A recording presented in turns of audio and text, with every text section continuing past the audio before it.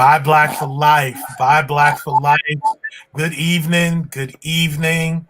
Welcome, no matter where you are. Good evening or good afternoon or good morning, depending upon where you are watching. I know for my son in Japan, it is good morning. So good afternoon, good evening, good morning, no matter. We are continuing our conversation about real estate as it is Financial Literacy Month. I have myself, Jerome Hurt, founder of Buy Black for Life here, my co-host, Karen Everett, someone that I've known longer than I care to age myself about, so I won't do that. We have a financial coach, a prayer warrior, an amazing woman of God, an amazing woman, Dr. Jackie, with us as well. If you've been in Buy Black for Life, you already know who Dr. Jackie is, so don't act like you don't know. And back again, we tried to torture her, but she came back anyway. Imelba is with us. Imelba Martinez, real estate professional here in New York City. It's been a dreary day, but that's New York for you. So welcome, everyone. Welcome Buy Black for Life. Welcome, panelists. And I'm just going to start with a quick icebreaker.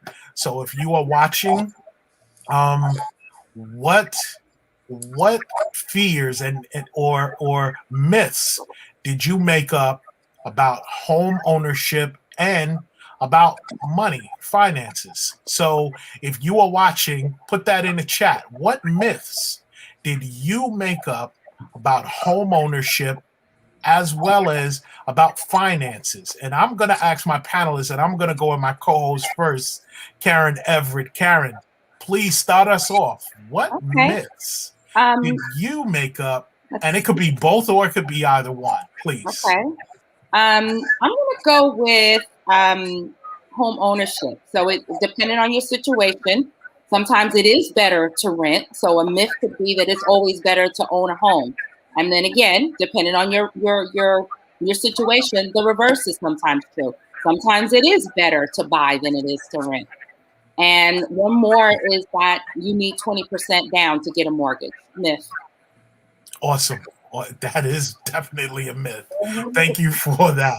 You're welcome. Dr. Jackie, how about you?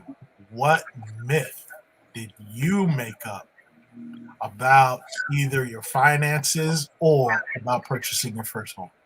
Well, I want to agree with Karen, that 20%, right? And it's because I wanted to avoid taxes, right? When depending upon how much of a home you're going to purchase, the taxes are actually 0 to none, right? The other myth was that I didn't want to be a landlord. I was like, I'm buying a house just for myself, so I didn't really look at the investment in the beginning of purchasing a 2-family home. My dad had to pull my coat on that. Right. I love so that was a myth. I didn't want to be a landlord. Got you. Okay.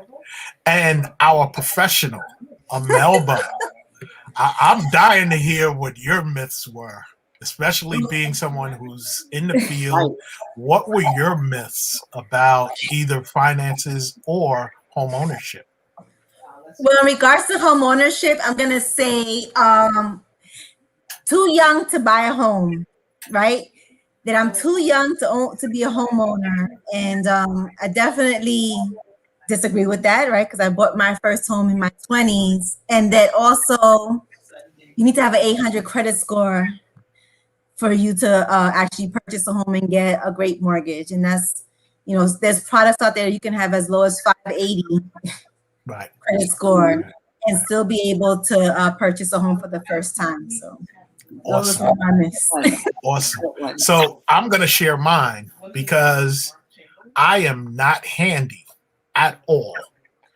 I've gotten more handy as I've gone along, but I'm not a handyman. So the myth that I told myself is I needed to be a handyman, or I would have to buy a brand new, state-of-the-art, built from the ground up home, because if something broke in the Hurt household, there was a telephone call being made for the repairman. I was not doing it. So for me, that was the myth. And, one of the things I did learn when I bought a home is I can do one project a month. And by 5 years, one project a month and then one big project a year.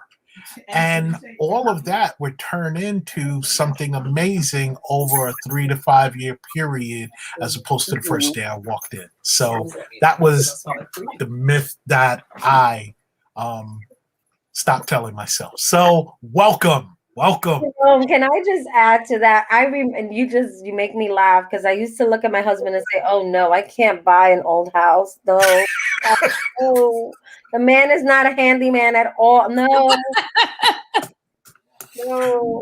So yeah, I'm better now. Like, oh no, well he's better too. I call him Bob the Builder now. I used to call him Heathcliff. You remember Heathcliff Festival, the Cosby Show? He would fix something and end up with like 3 missing pieces or something. That's me. From that to now, about extra pieces that weren't needed. Right. It's Babe, an E for effort. Right. No, babe, that wasn't needed. That was extra. I don't know.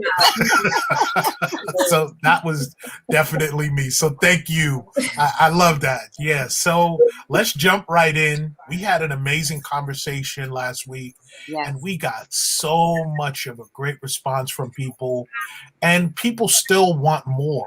And I'm going to start with, okay, we're ready to buy a home, right? Imelba, what is the process that a homeowner should get into now they're ready? What should they, at this particular point, do? Well, now that you've gotten hopefully your pre-approval, right, and you know how much money the bank is willing to loan you if and when you purchase this home, and you've gotten your budget together, right, you know what your lifestyle number is, and you know what you're looking to pay, every month, is let's go shopping, right? So a lot of the times, I ask people before we go out into the world, what are your wants and your needs, right? That checklist, make sure you know, okay, I want to live in a 2-family or 1-family home. I want to live in this neighborhood, in this, I want a particular school district to have this type of, feel to it. Just the basics, right? I even tell sometimes people to go look at the neighborhood, right? Because you may think, oh, this is a nice neighborhood, but then next thing you know, you go there. I always tell people to go during the summer. That's when you see everybody. But you start looking out and you're saying, okay, this is the neighborhood I want to live in. So for buyers, and I think we shared this before, you want to work with your team. So you get your team into play. You got your loan officer, that's the person who gave you the pre-approval. You got your realtor who's going to send you some listings. And then you have the real estate lawyer, right? Someone who's actually going to help you through this transaction. It's never too early to meet the lawyer, never too early to get a home inspector. So you have your team ready, especially in this market now. You got to know your number. I keep emphasizing that because this market is a seller's market and you're bidding. So when you're out and about, it shouldn't take you a year to find a home because you already know what you want, right? So you're moving forward, and you take people out. Maybe on the first or second time, they already found something they like, and you're ready to put in that offer.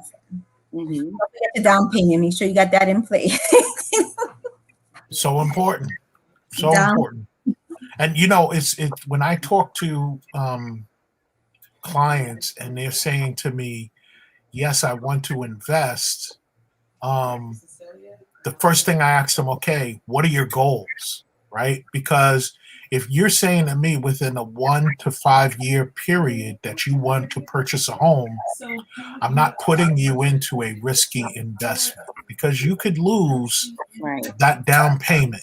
Therefore, I'm going to be less aggressive. You may be in a money market, you may be in a bond fund, but it's so important that when you are even thinking about, and Dr. Jackie, I'm sure you could address this, when you're thinking about your finances, to have goals with respect to your finances. Right. We talked about that last week. Dr. Jackie called it your lifestyle number, right? And Imelba started us off talking about know your number, know your needs, know your timeline. So all of those are things that you need to know in order to get into that position. Mhm. And also, it's important. I'm glad you brought that up because in some of the places that you're investing money, you have money already.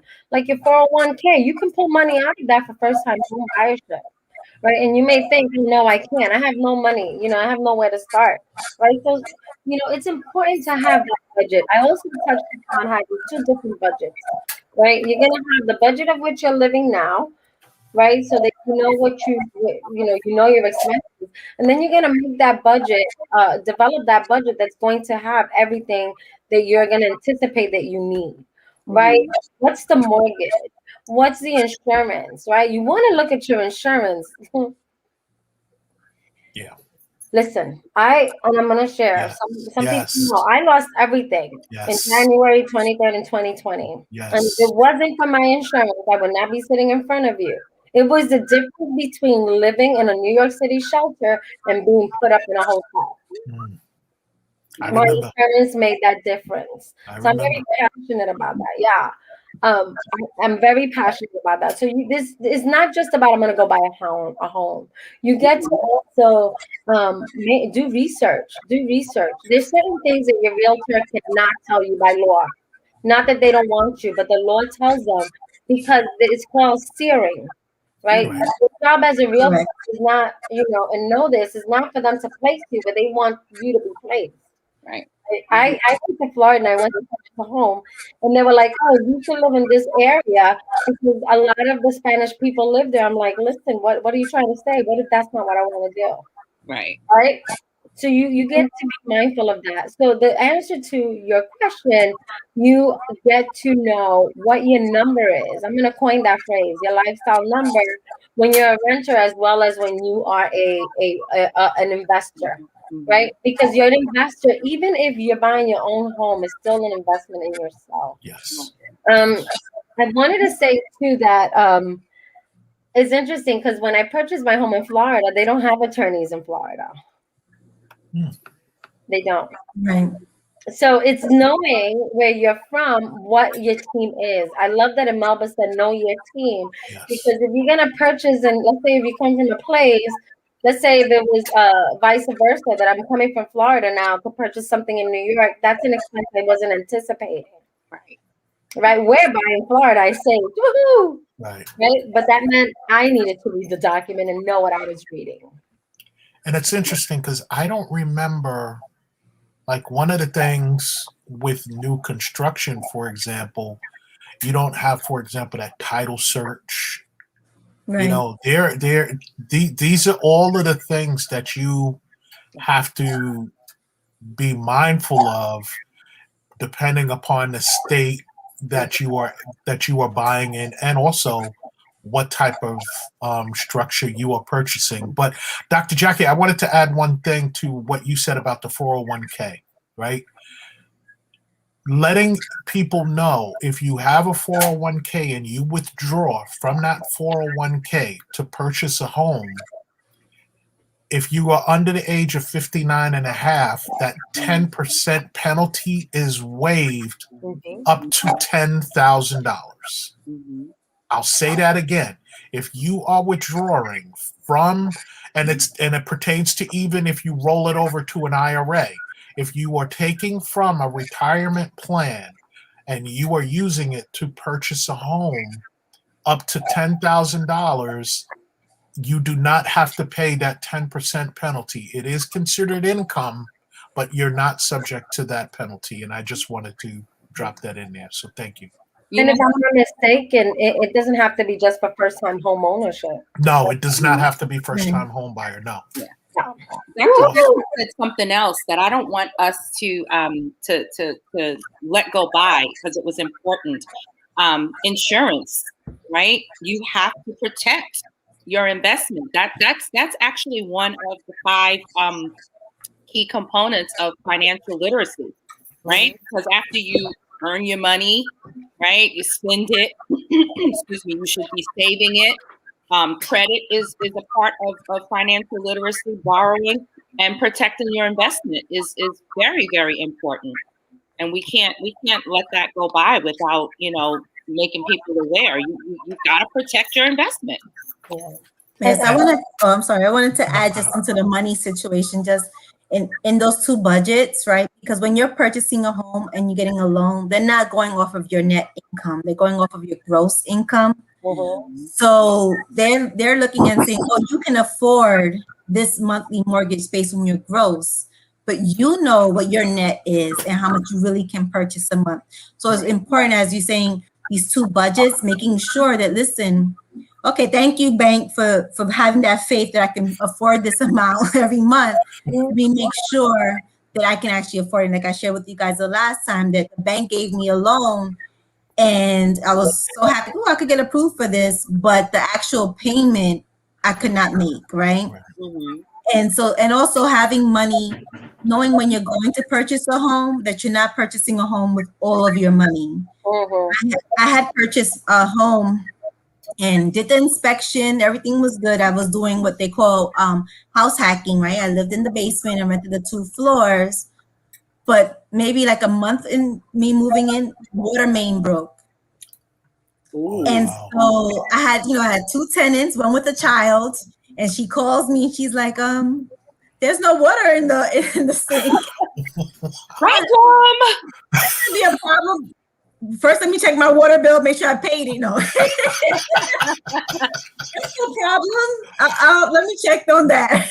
I didn't know what to do. It was like my first rental, and I'm just like, I was concerned because I had a small child, and in New York, 18 children. I was like, okay, this may come into a problem, but didn't know that the water main, as much as the house inspection, they didn't tell me, any day now your water main pipe is going to break, which means they have to open up. It has to come from the street, right? Sometimes it can be done internally in the household, in the property. This one, we had to go into the street, which meant that I had to get permits, manhole had to be, all types of things was happening. And there was an expensive, I just purchased my home. Like, what? But you had that expense now. Moving in and doing all the things that, and this was almost like $10,000. Wow. To actually do this. But I always put, by the grace of God, I had some courage. And at that time I was doing event planning, and I saw a man outside with his van that said, water main, I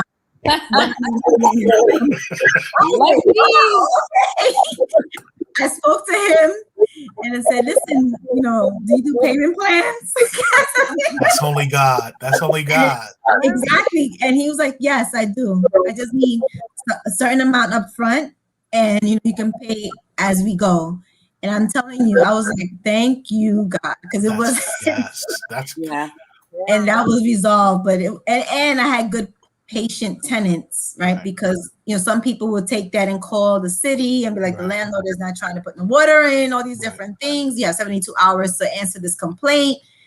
And they were helpful enough, and they were patient, and the guy was fast enough to get things done in a timely fashion. So awesome. So you actually touched on something that made me want to ask a question: income to debt ratio. Can you explain that? Because that's also part of the underwriting process with getting a mortgage as well. Mm-hmm. Right. So you want to know, you want to know how much your income is to your debt, right? And debt is not the debt that you spend on your utility bills and things every day.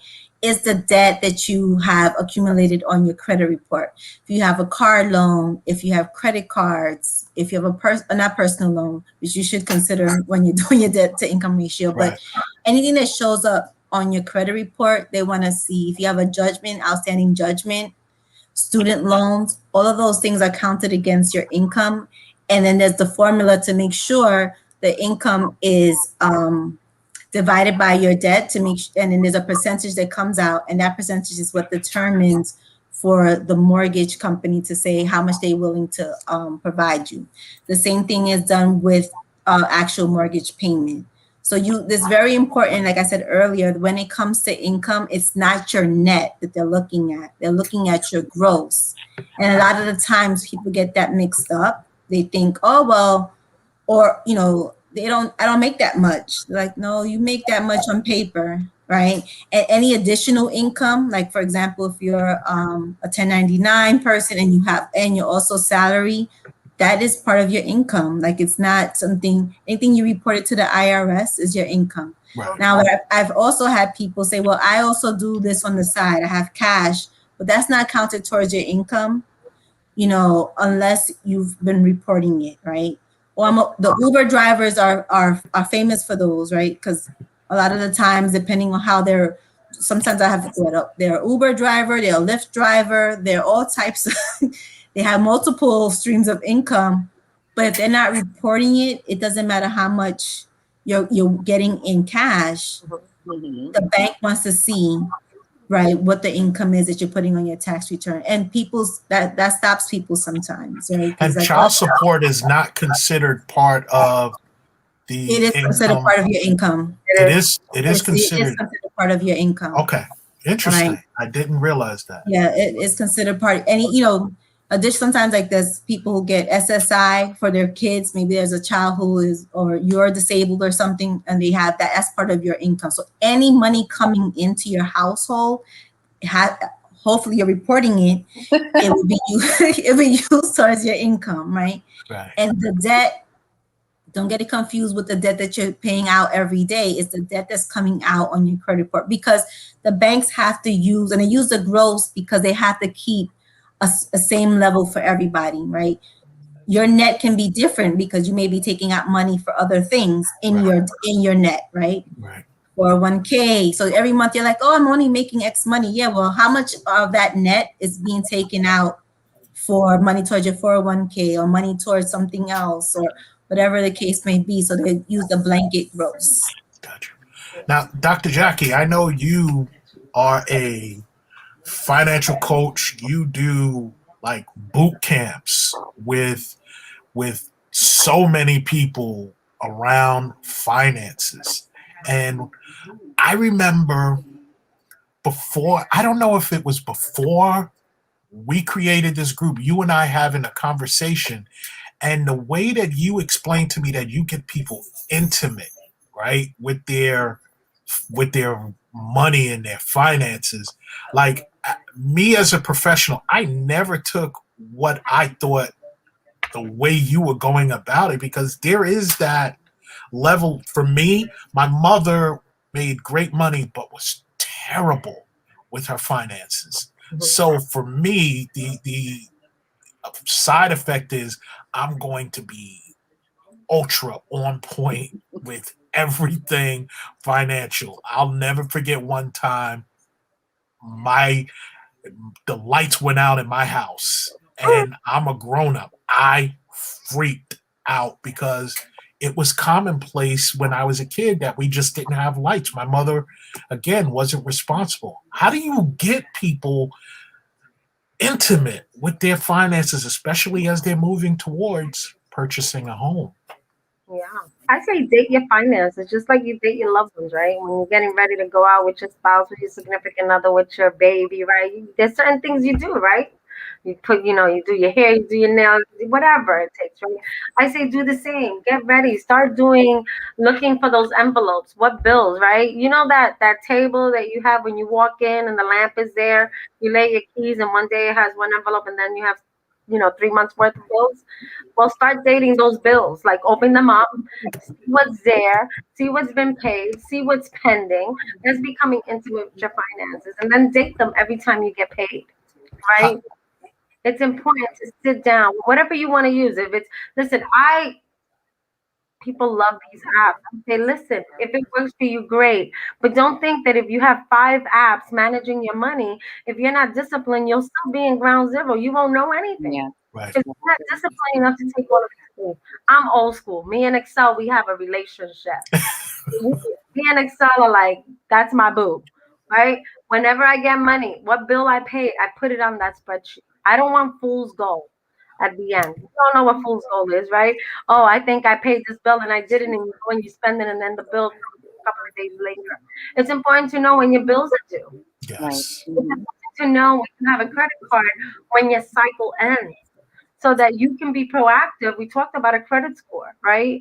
And you can be proactive and pay twice on a credit on your cycle as opposed to once, Right. right? That supports you increasing your credit score, right? Um, so what for me when Karen spoke about the insurance is that this is where we get in trouble when we handle our money, right? Because it's automatic, we think everything is taken care of.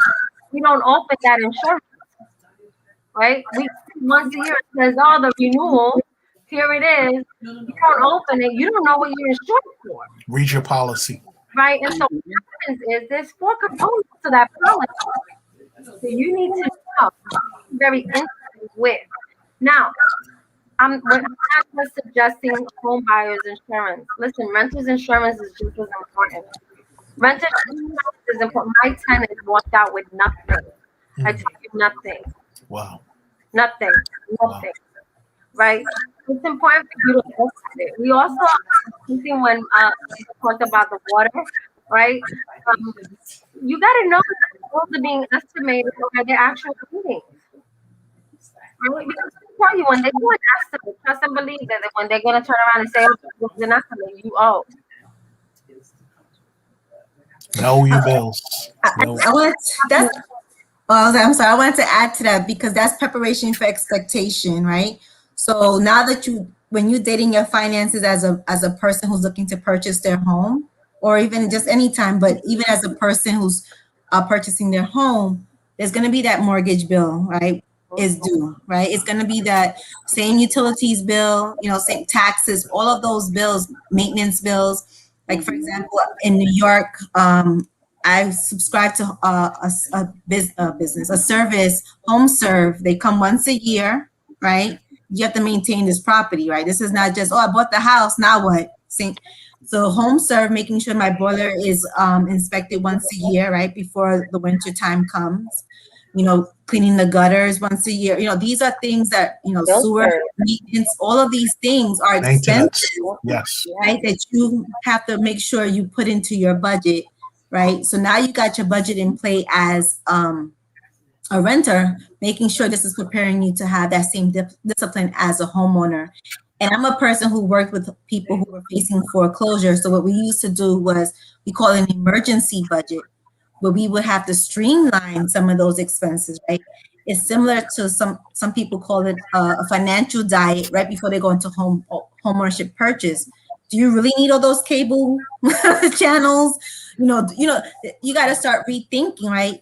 I do once a year, and now I'm doing in the middle of the year as well. I'm checking all of my bills, right? Like, and I'm checking my insurance, my home insurance, car insurance, cell phone bill, like just different to see, are there any promos, are there any discounts for me? I've been a loyal customer, right. What else is out there? I'm a member of X, Y, and Z. They may be having a discount. So those are all things that, this is the discipline. This is why the dating of your finances is important, because now you're intimate to know, I'm spending this money every month, but maybe I can do a little less.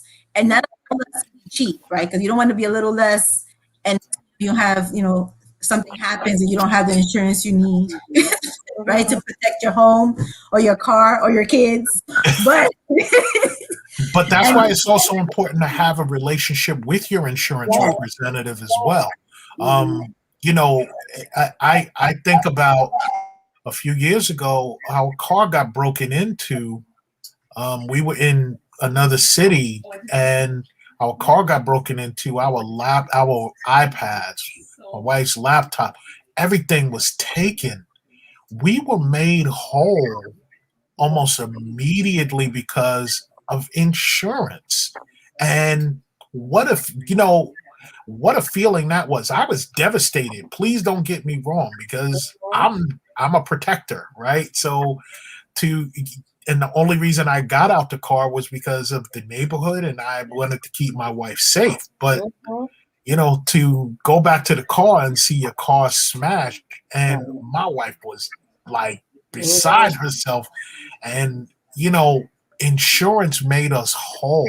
It's so important Know your insurance. Have a conversation with your insurance rep, even your financial professional. I say it all the time. I said it this year. COVID changed a lot of things for a lot of people in 2020. Now that we're in 2021, take a look at everything, your beneficiaries. Everything. Do I have enough insurance? Yep. And what does I have this too much cover? insurance because you can't have too much. That's true too. And you know, Mhm. I always say that that's the insurance professional that's making sure they get the trailers with respect to getting paid for a policy over insurance. But it is so important that we do our check-ins. I do 6 months. Imelba, you said you do 6 months as well? Yes.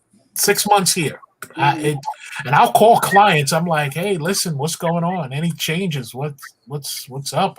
And one important thing a lot of people miss when they're talking about their finances, and I don't know if you have heard this a lot, Dr. Jackie, caring for a parent, grandparent. It's a different thing.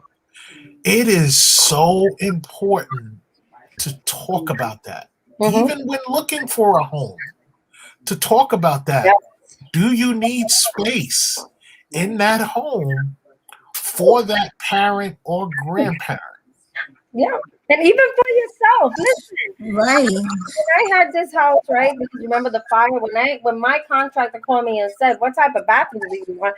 I go to my house and should we put the bars in now? He's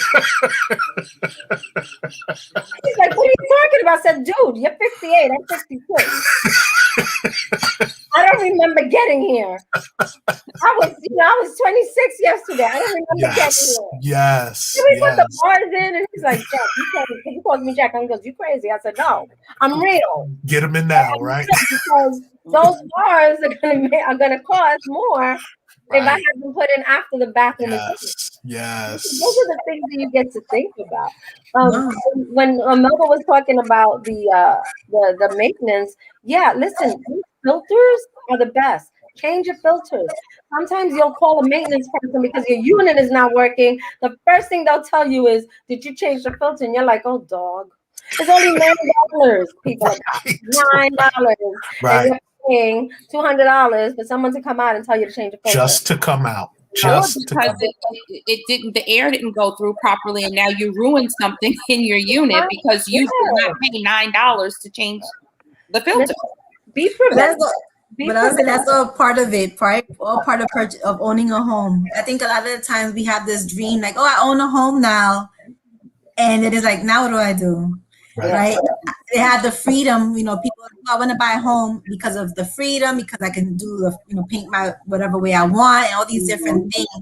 But there is a part, like you guys said earlier, about investing in this property, investing in yourself. And when you're purchasing a home, what's your objective? Is it a long term? Right. Short term? Is this your forever home? My starter home? Am I single? Am I planning to have kids in this home and get married? You may think, "Oh, I don't need to know that now," but you should know at least. These are things you have to plan for. Right. You have to plan for them. I bought a home here. I never thought that I was going to be here as long as I am here in North Carolina. There were certain upgrades that I just didn't do because I felt like it was too expensive, and this wasn't a place that I was going to keep or I was going to stay. So you got to think about, yes, it looks nice and you want it, but if you're not planning on being there long term, is it worth it to spend that money? Right. And but then you see, this is also the other thing, right? There's so many. I love this conversations. My parents, my father's 81, my stepmom is 75. They're remodeling their home. I said, "Listen, I hate to put it to you this way, but you got to think about no longer living in this house, but what's the value of it when you sell it?" Right? So even though the upgrades are not for me, it's also knowing that number that house property is going to sell, and on what we call a home that you haven't done any upgrades for, a basic model, or am I willing to spend $20,000-$30,000 and give it that facelift so I can sell it $80,000 to $100,000 more. Yeah. Right. So those are the things that we get to really look at. Because my father was doing some stuff in that kitchen. I said, dude, the day you sell that house, the person's gonna rip the house up. Right. Right? Because they're thinking 80 years old. They're thinking about when they were 25 or when they were 50, when they purchased and how they lived, right? I'm like, Dad, nobody wants those cabinets you're making in wood anymore. I love you, but no, right? He's thinking storage. I'm thinking, no, we want beauty, right? Yes. So Yes. when we did this house, I told my husband, the conversation is, you're gonna retire? Where are we going in 5 years? I'm not staying in New York. Not doing it. Panama. I'm older, right? We're going to Panama. Right. Where am I going? So I made it with the intention of selling. Right. I'm already saying this is, like Imelba said, this is not my forever home. I'm clear as not. I'm like, what are we doing? So we hooked it up real nicely, but really we're really grateful for the experience of living in a beautiful home because it's not our forever home. Right. But it's set up so that when I do sell it, if I sell it, I'm going to maximize the profit. Right. And also remember because I just came from a home right now, when you're making these adjustments, I just came from a home where they had an extension. So extension is nice. They created a whole new laundry room, nice spacious laundry room. And we're looking at the extension and we're like, there's still siding on the wall. This must not have no permit. It had no permit. Part of no. And then so that's something that you have to take into consideration. Like, I want to make. I remember this home that I was selling years ago where they created a whole new kitchen, an extension with no permit. So you got these extensions, and also there was a brownstone in Brooklyn. Everybody loves these brownstones. Original detail, marble fireplace, the works. The buyer came in and they were like, "We take all of this out." The original brownstone? Yes, the owner was like, they're gonna love this original everything. Like it was just, the pocket doors, everything, and it was just like, we love this house, but they love the floor plan, right? They love the space.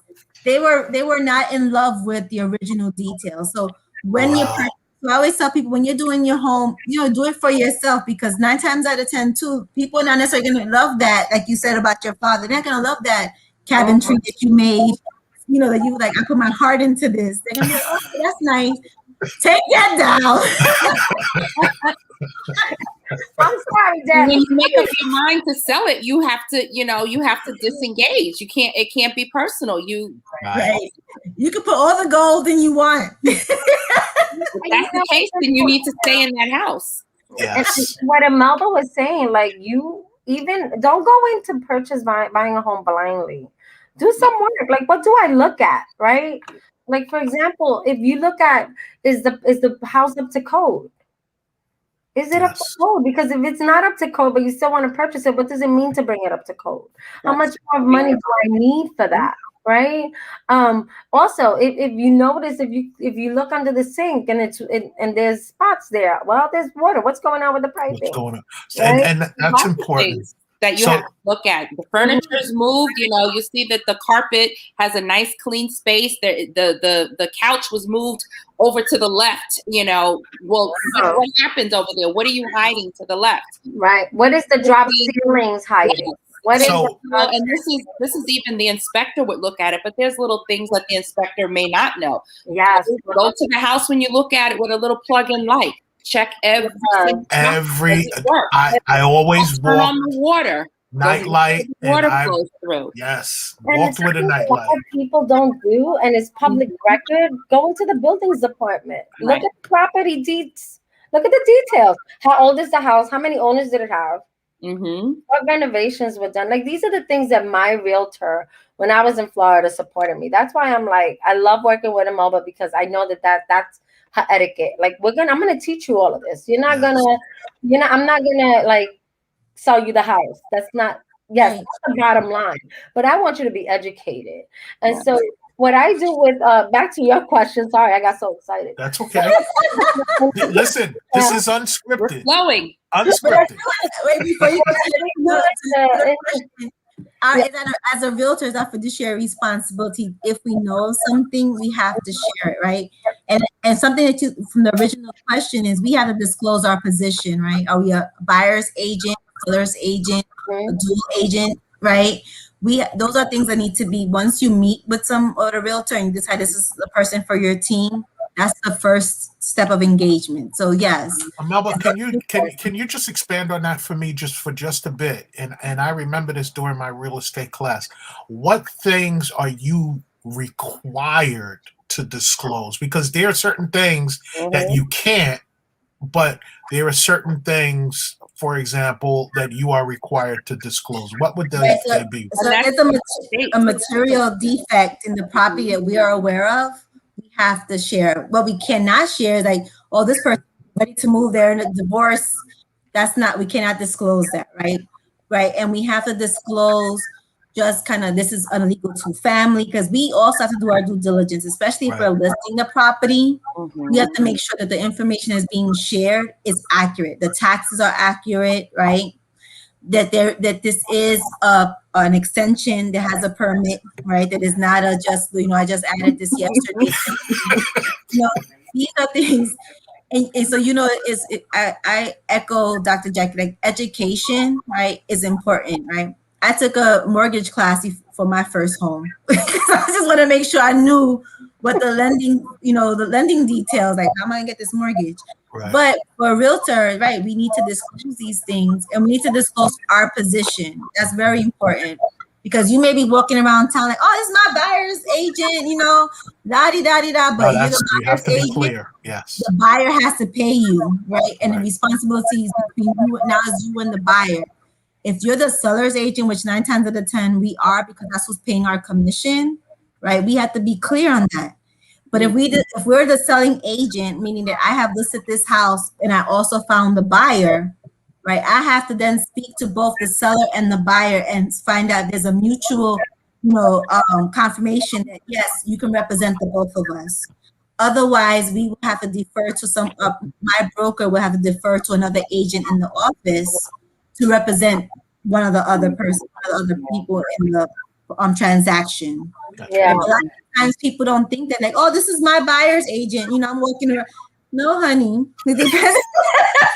Unless you pay to pay up. Let's have a conversation. Right. And I want to add, with that stuff, there's papers that you have to sign. Right. So don't think that, oh, Melba, I'm going to sign with you. And then, oh, I don't want to work with you anymore. I'm going to Jerome. If you're going to solve that, that's a problem. That's an issue. So you want to stick with the realtor that you trust and that's going to support you and know that they're working for you. Right. Because we have access. If you're a MLS, right, a multiple listing service realtor, you have access to properties. Just because Jackie may be the listing agent on that property does not mean that I cannot show that property. So sometimes people have the confusion like, oh, well, Joe Schmoes were selling this house. I got to call them. Look, you don't have to call everyone. The importance of having a team is because then it's like you're you're dating all the time. And I got to retell my story to this other realtor. I got to retell my story to the next realtor.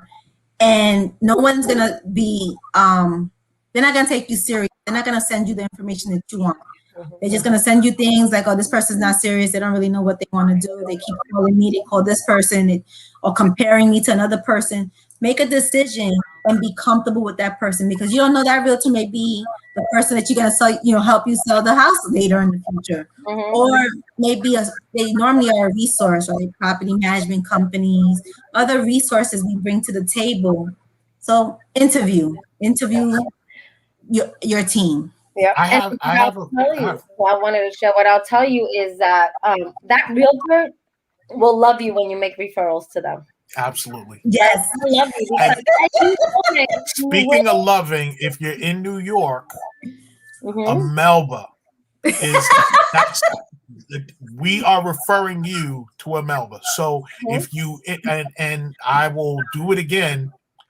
That's her Instagram. Please, folks, Yes. If you're looking, or maybe you're in the process of just thinking about it, because and we're going to get to it as we come to a close. There's some amazing programs that she can also put you in touch with, but she is a real estate professional here in the great state of New York City, and I am saying to you, call her, reach out if you have questions. Please, she is a resource. If you were with us and you allowed me to read the book about what she does, she has done it all. So I just want to say that. But I also had a question, Imelba, because a member of our group asked this. They wanted to know the difference between buying a condo versus buying a co-op. And my wife and I, we're co-op owners. So explain the differences between the two. Okay, so a cooperative is actually a share in the building, right? It's a proprietary lease that you get, right? And 9 times out of 10, a cooperative is less expensive, but their maintenance charges are, the maintenance charges are more expensive, right? Because it's a share, right? You're all sharing in this maintenance, right? At the same time, when you're purchasing a cooperative, you want to know the finances, right? The financials. You want to know, it's like buying stock, right? Is this a solid building, right? How often do they update their maintenances? And how often they raise the maintenance charges, right? Because sometimes you can start off with like, oh, I'm going to be at $400 or $600 a month on my maintenance. And next year is going to be $700. Every year they raise it by $100, which then that makes a big difference in your pocket, right? You may be purchasing a cooperative. Oh, this is really cheap, which I always tell people, go for as a starter, you may want to start in a cooperative because it starts you in the game of homeownership. But understand the maintenance charges is where you're going to pay your cost. Now, for a condo, it's real property. That's real estate. And for a condo, those are for folks who are like, you know what, I'm not ready to maintain the property, right? I still want to own my own. I'm not ready to start mowing the lawn and shoveling, and I'm not ready for that yet. Condo, it's still a real property, right? And then in a condo, so you're paying close to what a property would cost you, right? But it's for those folks who are at peace of mind, like, you know what, I do not need the headaches of any of these maintenance that needs to get done. But you also pay common charges, right? So you pay a common charge, and it's usually for like the common areas, depending on your condo building. You may have a condo that has, these beautiful luxury amenities, rooftop, pool, gym, right? A doorman service. So these are all part of the common charges, right? That everyone pays. Now, both for a cooperative, you do have to go through a board, right? And they at this time they still haven't let it go, but you can't disclose. They cannot disclose why they rejected you, right? I saw that they're putting a law up, right? Still working on it. Yeah, that they're gonna if you are rejected, that they have to submit in writing why a person was rejected. Right, and it's probably going to be very blanket. Yeah. It's not going to be right. Because a lot of the times they can't. Right, they can't They can't show discrimination, but people tend to discriminate, right? Like, oh, this person doesn't make enough money, or this, even the fair housing laws can be jeopardized, right? So that's why they left it. People can't disclose, but that's something you need to think about. Do I want to be in this building? Meeting the board of directors. How strict they are, right? They may be strict with certain things in your apartment, even though it's your property, right? You live there. You can't paint the walls this color. You can't you can't add certain fixtures. That is all part of the process of doing your due diligence, right? The realtor can guide you through that because they're familiar with the property, but you still for yourself, can you say to yourself, do I really want to go through that? Or it's almost like renting, but right, but with an investment. Thank you for clearing that up. Yeah, what I want to say is be patient with your realtor, especially when it comes to to a co-op. Because sometimes you listen, as a realtor, I've submitted those applications. They're like a ream of paper. It's horrible. And then they don't want one copy. They want like 4 or 5 copies. By the Of time you finish, it's like a everything, box of yes. reading the paper. Yes. And all they're going to do is say, oh, yes or no. And you're like, right? Because it's not especially if your realtor knows the building, they know how to navigate the board. But it is, a lot of people think I have cash is easy. Oh, heck no, honey. Mm-hmm. Cash buying sometimes is worse than a person that's going to get all this money from all different places. Because you have to prove where that cash came from. So lean on your realtor. The original question that I want to get back to was, right? This was like a long time ago, was what do I do in the PAP clinic, in the financial abundance boot camps? Right. And it's a 6-week boot camp where I teach people about how to identify the emotions that they may exhibit or experience while they're budgeting. And the emotions can be rooted to as far back as their children, right? So they may have heard their parents say something about money and they charged it up with an emotion. So now they hear that and they experience it and they live it. I also teach my clients about beliefs.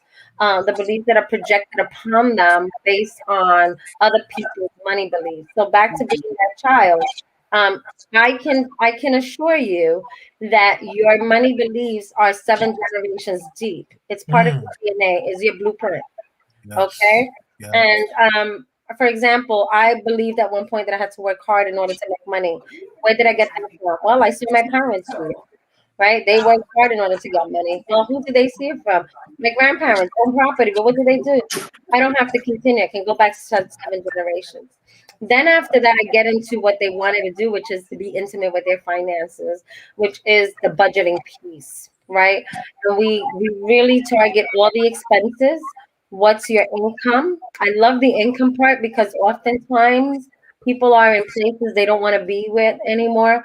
They hit the glass ceiling. So I finally tap into that 5-year-old, right? What did you want to do when you were growing up that for some reason you feel you no longer can't? And, I awaken that passion again and I tap them and I help them tap into any passion, talents, or skills that they want to monetize. So I'm not telling you leave your job. I'm telling you now, let's monetize what you really want to do and see where you are. Mm-hmm. Right. Then we discuss how to save responsibly. Some people don't know how to save or different mechanisms. I had a financial boot camp just before I jumped on here, and we were talking about what was your parents' safe, right? Some people were real quick to say, oh, they had a safe on the wall. Others were like, my parents' safe was the mattress. My mother was a bra. I remember when you would ask your grandmother, hey, grandma, where's? And they'd go, wait a minute. They lift up that on their head. And there was something acceptable about their safe. Right. It was lined up. Yes. It had rolls. It wasn't just like papers all over the place, right? So that's the type of mentality. I try to change mindset, right? And then the credit and the debt part, right? Which is towards the end of the boot camp, we discuss how to speak to your creditors, how to really learn what the cycles of your payments are. That's when I educate them on real estate. A lot of them think that they have to pay monthly mortgage. No, sweetheart, pay it every 2 months. That's an extra payment at the end of the year. That's what I do. The banks hate that though, because they do because they charge you a fee to set that up. Absolutely. I do it on my own. They couldn't. So they're losing interest on the end. Right. So that you also have to be careful then which bank you're dealing with because they're not supposed to charge you a fee for that. Because it pays your principal. Now, if you got a bank loan that tells you there's a pre-penalty fee if you pay ahead, which are very far and few now. Yeah, I didn't have that. Then that's a different story, right? So I teach them things like that, right? And then to be able to call the mortgage company and say, listen, I want it as my principal, not my interest. Then I also teach them how to look at that amortization. Right? Amortization. Yes, because you can ask the bank to look at it. It's called a reconciliation. Yes. Every few years. Now that's where they hate you, Karen. That's when they're like, what you're talking about. Right? Because that's when I'm asking you, look at my package. What am I eligible for? And Yes. what reduction, mortgage reduction, oftentimes you save $200-300 a month. I love this. I So you know love what? it. I just want to share one quick story. I've been in the financial field my whole career, all my life, and I did a workshop, and this was long time ago. And I thought I was doing good because I proudly said, oh, I pulled a coat out of the closet to wear from last year, the winter, and I found $30 in the pocket, and I was feeling so good with myself. The person was like, "Really? You found $30? You're horrible at budget, because how is it that you missed $30? You didn't know anything about it. How is that even possible?" Agree. And you know where you put it, Karen? You put it in the miscellaneous. Yes. That's my Yes. never, ever. I felt like I was doing a good thing. Like, Nope. You're like, woo, your $30. budget is not tight enough if you can miss $30 out of your budget. I tell people, and Dr. Jackie, I don't know how you feel about this. I tell people who are so in love with the ATM card, I make them take out what in cash what they're going to need for the week, because it's easy to use the card. But when I'm putting a 20 down, oh, that feeling is real different. Like, my wife will tell you some of the time, she will say, "Jerome, do you have any cash?" I'll say, "I don't have any small bills." She'll say, "Well, what bill do you have?" "A 20.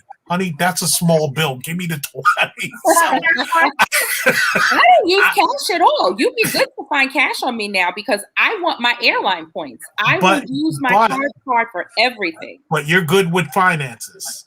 I'm talking about those individuals that are not. Yeah. Right? That they all of a sudden have overdraft fees on their bank account. Oh yeah. Yes, no, right? And that's real. That's a lot of money. You have to teach them that to handle cash Mm-hmm. in order to break the cycle, because overdraft fees are ridiculous. I know that.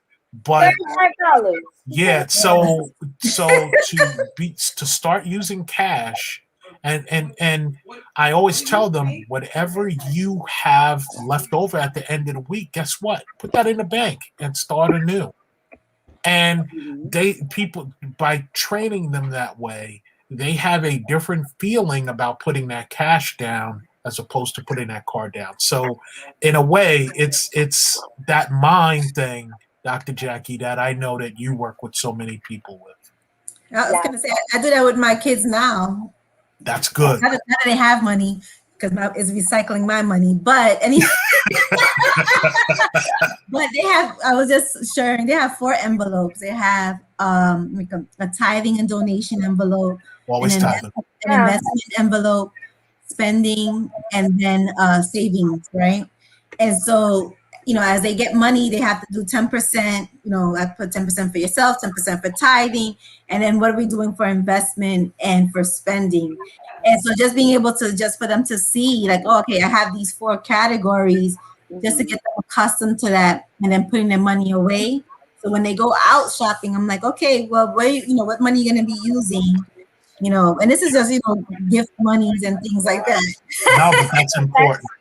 That's what we call the envelope system. The thing with that system is that if you have 5 envelopes and you already used what you were going to use for that one envelope, that doesn't mean you go to the next envelope. That means it's done. It's finished. No matter.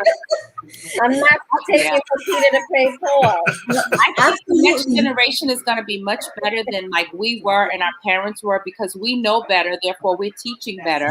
We're instilling in them better principles and better ways to save and manage their money. I mean, my nephew is 9. My brother opened up a stock account. He's trading stocks at this point. Yes, that's the way to do it. That's my son. That's the way to do it. So we're coming to the end, and we could probably go on for hours having this conversation. I know that it's hitting people because it's informative, and those who are watching on replay, please do #replay. Answer the teaser for us. Let us know the answers to the teasers. And just one final thing, Imelba, any places that our potential home buyers can go, any programs or tools that you would like to share for anyone who is looking to purchase a home? Sure. I saw that you put one of them already in the chat, which was hcrny.gov. So that's for Yes. the Sony May first time homebuyer program. But what I would just say, for just to keep it blanket, HUD Housing Counseling Agency, look at those, right? Because from there you'll meet counselors, because most of the time when you want these first time homebuyer grants and things, they will be the first line to know, okay, you speak to this lender, they have the grant program, or you can talk to such and such, they have this other grant. In New York, they have the Home First grant, which can give you up to $40,000 towards down payment or closing costs. Right. So that's one. I also refer to Neighborhood Restore. So I previously worked there, and in that particular program, they have the lottery system, right? So these are opportunities for you to get a home below market in these great communities. Then also, as well as Home Free USA. Now, Home Free USA is also a nonprofit, but they're an affiliate that also works with other nonprofits throughout the United States. So these are opportunities where you can gain some information, and then they'll connect you to the lenders that are offering these down payment assistance programs. Because as a realtor, I cannot steer you to these lenders. I can I can offer you a couple of lenders, but you always got to do your due diligence, right? At the end of the day, I tell people I paid my mortgage. I know where I live. You have to know for yourself what you feel comfortable with, right? So you also have to do your due diligence. You can't always solely rely on what the other person is telling you. Even if we're trying to educate you in this process, you have to do your own education, right? Jerome, will you put that information in the chat for people to pick up? Yes, it's going in as we speak. Oh, Dr. Jackie, I know you have to run. Yes, I have We are another winding part to down. So before you run, quickly, any last words that you would like to share, Dr. Jackie? Do your work, do your diligent work. Home ownership is not as scary as you think it is. Listen, you'll love it. Once you purchase your own home, it becomes like monopoly, really.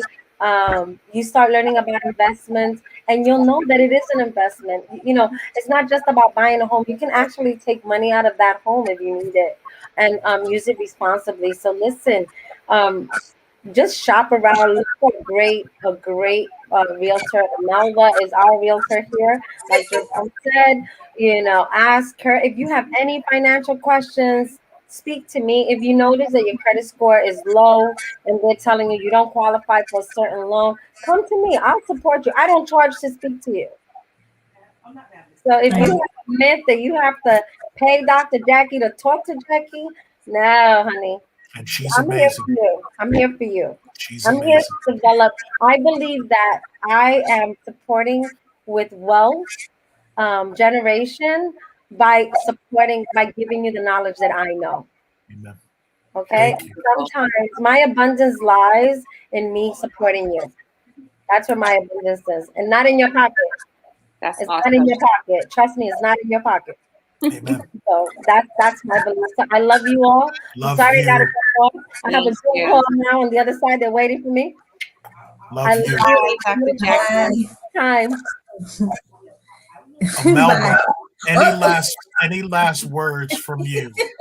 I did want to share similar to what Dr. Jackie says. I also do buyer consultations because, just to know what the basics are, right? A lot of the times people don't want to go to a realtor because they think, oh, they get just ready to sell me. But for me, I'm taking it from a different approach. If I don't educate you through the process, right, then you're not going to be an educated consumer. So when we go out shopping, you're just going to be all over the place. Right? Oh, I want to do that. No, let's streamline this. Let's make sure that you know your steps, right? I always tell people you can start off with your HUD Housing Counseling Agency and get some education from them as well. So you can be familiar with the jargon. You want to be familiar with this process because you don't want to go into something and you're like, oh, I didn't know I had to pay for this, because when you're purchasing a home, it's not only the down payment and the closing costs. You got to pay for home inspection. You got to pay for an appraisal, right? You got to pay 1 year up of home insurance, right? And a lot of the time people want to be cheap or inexpensive with it because they're like, oh, that's going to upgrade my monthly mortgage payment, right? So these are the things that you want to know ahead of time. Like, oh, I got to pay this fee up front. Yes, it's not just this big lump sum of money. And anything else that you termite inspection, right? These are all the expenses that are part of that home buying process. And don't forget taxes. Taxes. And don't forget, after the home buyer purchase, you got to move.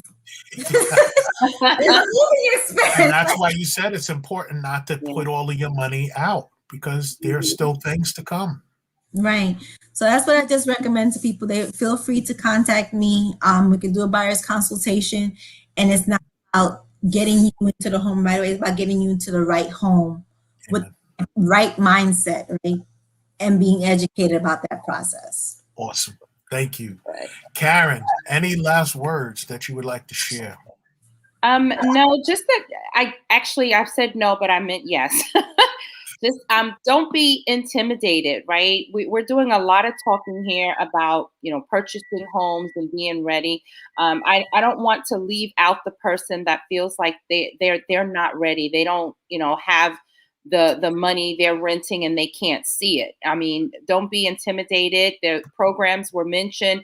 Take advantage of it, and everything is a process. Change your mindset, change the way you think about money, change the way you spend your money, and you save it and you invest it, and anything is possible. You can absolutely get to that point if you want to. And if you don't want to own a home, you can take the tools that are mentioned here to do better with your money and make your money go further to do the things that you might want to do with your money. Amen. I'm so glad you mentioned that. And what happened to Jerome? Yeah, Jerome just left. I don't know. I'm glad that you mentioned not everyone needs to be a homeowner, and not everyone who purchase a home needs to be a multi-family homeowner. Correct. Sorry. Because I've worked with homeowners who were in foreclosure, and in speaking to them, I felt like they should not have been a homeowner or a landlord. A lot of the times, mortgage people say, "Oh, get the 2-family, 3-family. The mortgage is going to help with the rent's going to help with your mortgage." But a person may not be ready to. That's another business, and you may not be ready for that. So I definitely also advocate for the landlord mindset. That's an academy I'm looking to build out for people who are small property owners who need to know, like, this is not a hobby. It's a business. It's a business. Yeah. So, Yes. Absolutely. I just wanted to close by thanking each of you. You ladies are absolutely amazing. Dr. Jackie as well. I neglected to remember a brother that Dr. Jackie and I knew that we lost a year ago today. His name is Marvin Rhodes. Marvin, I love you. We're lifting you up in prayer. But this has been amazing. If anyone is watching this again on replay, please put hashtag replay. If you have questions, put them in the chat. If I can't answer them, and I'm not a real estate professional, so I probably can't, I will get it to Imelba. If you're in New York and you're interested in having an amazing real estate professional, Imelba, I've put her information there. I will continue to do that. I will continue to push her out there. And we're going to do this regularly because we think it's vital to our community to keep you informed about real estate. So thank you all. And thank Ladies, you, Jerome, thank you. for the platform. I don't want to cut you off, but we want to put it back, the spotlight back on you. Thank you for the platform and bringing these types of forums together, because people are absolutely learning something. It's a good service, and it's good all the way around. Thank you. It allows us to start decreasing that wealth gap, right? That is out there, right? This is an opportunity for us to just really educate ourselves and arm ourselves with the knowledge that most people already know from birth. Yes. It's already given to them from the beginning. I always say we are 400 years behind, but we have to be intentional to teach ours, because I still think our communities have a false sense of what wealth really is. I would rather wear sweats, a hoodie, some sweats, than wear a brand that does not support who we are as people and look like I'm fake wealthy when I'm not. So this is so vitally important, and ownership is the road onto wealth. So thank you both for that. God is blessing this everything that we do. So thank you. Buy Thank you. Black for Life. Everyone have an amazing evening, and we'll see you again because this is powerfully amazing. Good night. Good Good night. night. Thank Good you. night. Bye.